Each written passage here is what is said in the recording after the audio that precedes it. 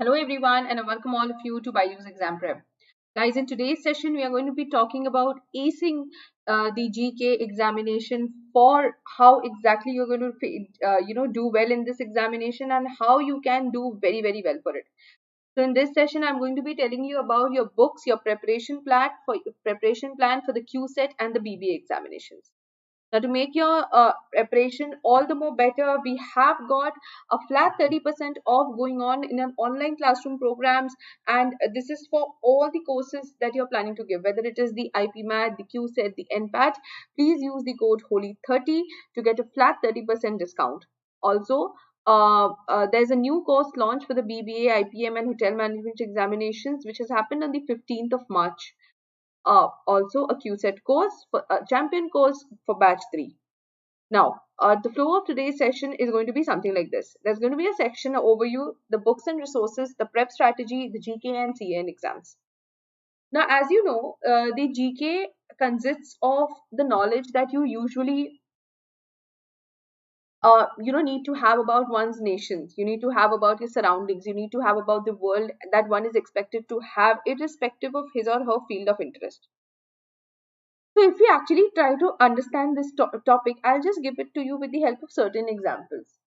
From the last couple of days, we have been complaining about the price rise of oil going up in the nation, that there's a high rise of price in India, and it is because of this price rise that almost all the sectors of the economy is getting affected. Every individual in their life is being affected.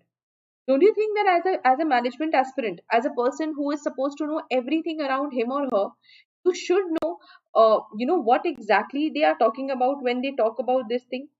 Don't you think that you need to know this? Why exactly is the price rising, and if it is rising, why is it rising to such a high level? But does it even make any sense to increase the price to such a high level? Doesn't that question come to your mind? Doesn't it come to your mind that when we are as an individual preparing for so many topics, why exactly is this topic becoming important for us? Why are we not giving it special time? So many things are coming.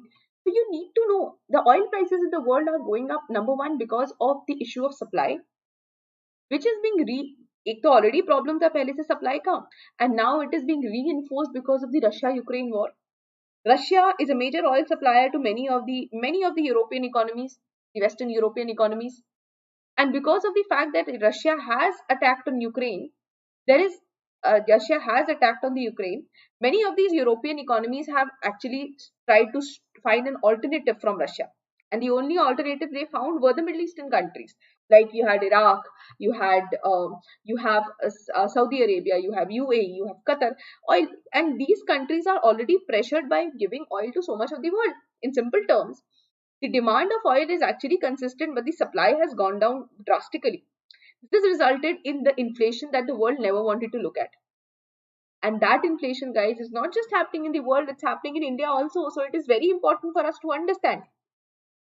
I can similarly give you the examples of so many things that are happening around us.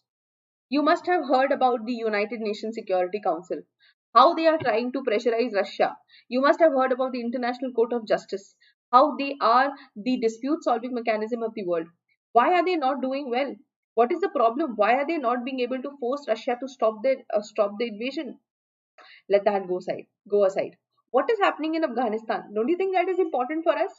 It is because of the issue in Afghanistan that you still see that terrorism happening in Kashmir. It is because of the fact that it was funded by some of our hostile neighbors. Don't you think that did affect India? So everything which is happening in the world, guys, it has a kind of domino effect. So if any problem is affecting one country, later or sooner, that problem is actually going to come to your country as well. Now, the GK portion of these examination, guys, it refers to all the static content. For example, the history, the geography, the political, the geopolitical scenario, the science, the technological developments. Now, they might ask you a question. Say, continuing on the same topic. They might ask you the question about Russia's geographical position. What is the geographical position of the Black Sea? What about Crimea? Russia had invaded Crimea in 2014. Why did it do that? What was the reason of the breakup of the USSR? When the USSR broke up, how many countries were formed? How many of these countries were a part of the NATO? And how many countries became a part of the CSTO, the Collective Security Treaty Organization? It has recently fired a missile. Russia has said that I'm using supersonic missiles against Ukraine. A question of science and technology. What is the name of this missile? What is the name of the missile that India and Russia is doing together? What is the development in the Indian scenario development defense sector? What is the business related news that is happening? What about the sunflower oil that we used to get from Ukraine? You see, so much of static information comes from the current in itself. Now, the funny part about this portion, guys, is that the current affairs majorly focuses on the current and recent happenings in general. Now, this can include absolutely anything that is relevant, and it can range from a new geopolitical treaty to a new variety of species found, right? It can include anything that is a relevant ranging from a new geopolitical treaty to obviously a variety of species that is found. So the topics which are usually covered under current affairs are mergers, acquisitions, treaties, partnerships, MOUs, prominent awards and honors, any kind of development in the defense sector, the sports happening, etc. The books that you should be following for your general GK and current affairs is number one, the Manorama English Yearbook for 2021, the Rapid General Knowledge 2021, the Current Affairs Yearly 2021, and the business sections of prominent English newspapers. I usually suggest the Hindu and the Indian Express, but you can go for Hindustan Times and Times of India also. Please do watch all the YouTube sessions from BYJU'S Exam Prep platform.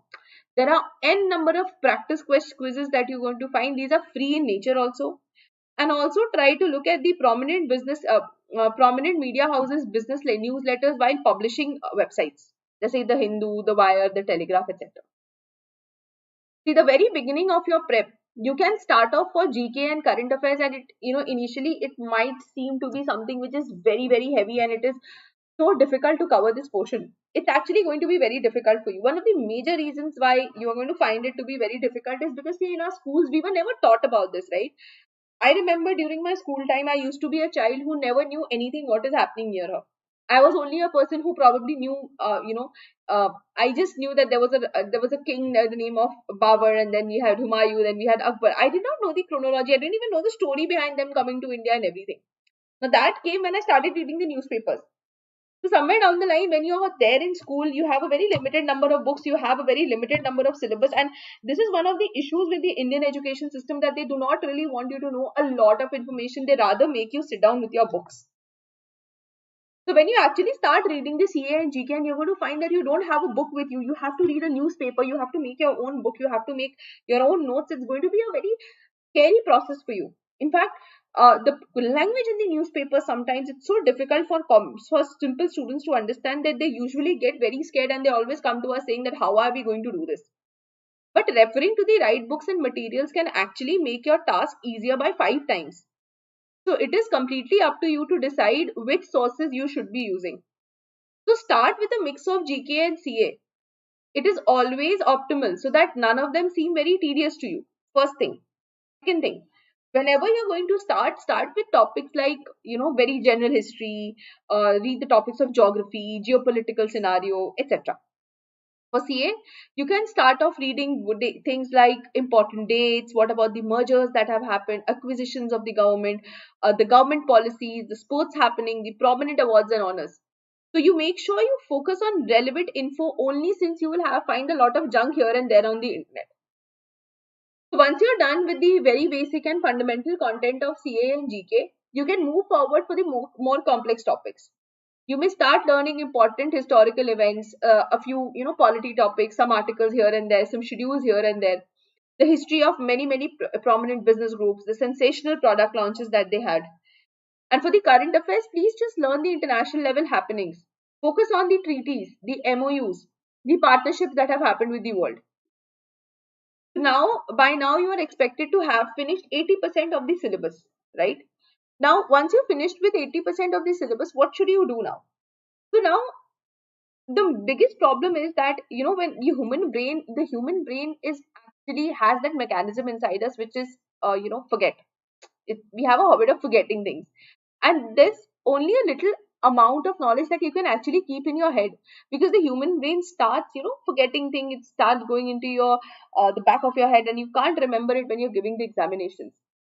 So the most important part is actually retaining what you have learned, not just learning. If you're learning something, you've spent hours on your book, and when if you cannot do it on the paper, don't you think it is one of the biggest problems that can be seen? It is actually the biggest problem that is happening. Retention is as important as learning, and you should start revising stuff for at least once every 1 or 2 days from your notebook or class handouts to ensure that your learning does not go in vain. Be confident is this is one last such section where one can never score 100% marks or can be sure about knowing 100% of the content of GK and CA.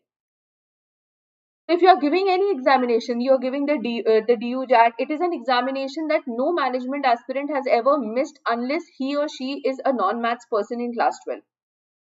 If you have, it has a history of asking 25 out of 100 questions, and recently it has only reduced to 10 questions in a day in the entire thing. But that 40 marks can actually be your make or break.